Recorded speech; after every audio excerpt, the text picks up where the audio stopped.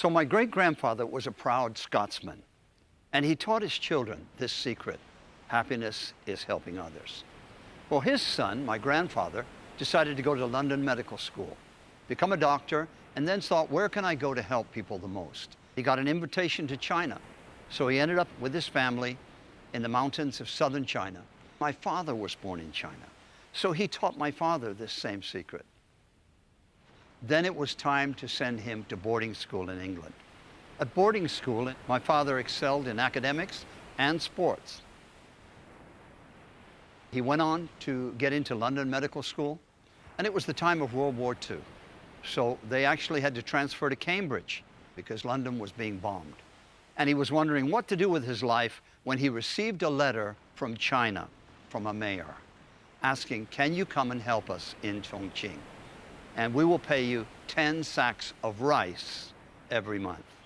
My father had a heart for China. He accepted the invitation and got the family ready and went off to China. I was 3 months old when we left Scotland. So we arrived in Chongqing, and for the first 1 or 2 months, my older brother got a fever. And no matter what my father did, couldn't get the fever to go back. So he thought, I better take the family to Hong Kong where there's more medical help from the British hospitals there. As soon as we got there, his fever stopped. We tried to go back to China and the door was closed. My father was thinking of going back to England when the British embassy asked him, would you be willing to go to Taiwan? Because there's no doctor there right now. So my father said, okay, I'll go for 1 year. But he stayed for 30 years. So he set up a clinic to help the poor. He had people lining up outside because it was free. And the neighbors started to become a little aggravated because the line was so long and it was blocking all the alleys. And they said to him, Dr. Dale, why don't you charge the patients at least 1 coin? And that'll drop the line a bit. So he did that. But my father had a heart for people that had no coins in their pockets. So he put a little bowl out with coins in it.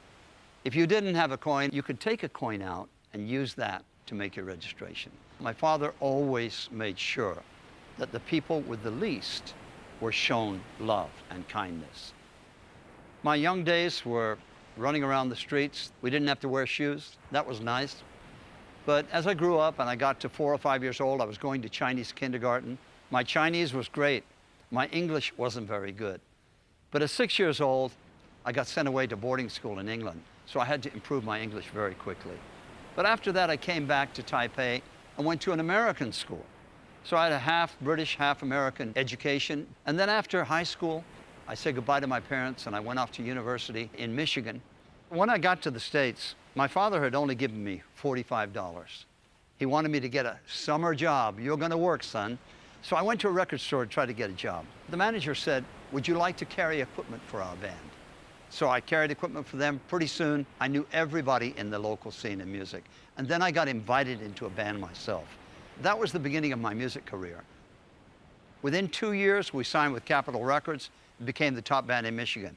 I had all sorts of legends coming through my house: the Pink Floyd, the Who, Bobby Seger, Iggy Pop, all household names in the United States. Life was amazing. I don't know how it all happened, but there I was in the middle of America in one of its biggest changes it had had in generations. I ended up in Hollywood, and in Hollywood, after a while, I started to get a little bit disillusioned. A lot of my friends were rich and famous, but I didn't see the happiness that I expected to see. So I went back to Taiwan for a visit. And when I got there, my father was amazing. He was the happiest person that I met. And yet he was working 12-hour days, 16-hour days, off into the mountains to help the Aborigines. And so I finally got it. After chasing my dream all the way to Hollywood, I discovered happiness is helping other people. So I'm passing that on to my children. I decided to make a big change in my own life. And I stayed out in Asia to enjoy the inheritance that I had received. I spend my time writing songs. Now I'm writing in Chinese and trying to encourage everybody I can find through the words and lyrics of my songs to 就 really cherish their life.